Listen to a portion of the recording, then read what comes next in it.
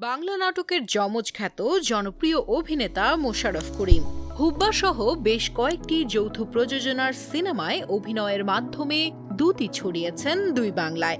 তার অসাধারণ অভিনয় ও উচ্চারণ দক্ষতা বাংলাদেশের অভিনয় জগতে তাকে এক আলাদা স্থান করে দিয়েছে। এবার নতুন ধারাবাহিক নাটক নিয়ে হাজির হতে যাচ্ছেন এই অভিনেতা। নাটকের নাম ঘরের শত্রু বিভীষণ। নাটকটি পরিচালনা করেছেন সাজিন আহমেদ।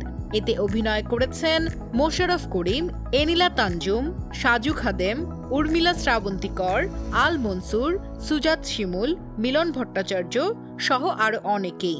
নাটকটি প্রতি সপ্তাহে রবি, সোম ও মঙ্গলবার রাত ৮টা ২০ প্রচারিত হবে। নাটকটি সম্পর্কে নির্মাতা সাজিন আহমেদ বাবু বলেন, নাটকটি কমেডি ধাঁচের গল্প। এতে আমি জীবনের গল্প বলতে চেয়েছি। একজন সৎ লোক অসৎ লোকদের জীবনে কি কি সমস্যার সৃষ্টি করতে পারে সেটাই দেখানো হয়েছে এই নাটকে। মোশাররফ করিমের দুর্দান্ত অভিনয়, গল্পের সুন্দর গাঁথুনিতে দর্শক এক গোছানো কাজ পাবেন বলে ধারণা করা হচ্ছে। আশা করা হচ্ছে ধারাবাহিকটি সব শ্রেণীর লোকদের পছন্দ হবে। নতুন ধারাবাহিক নাটকে মোশাররফ করিমকে দেখতে মুখিয়ে রয়েছে তার দর্শকরা।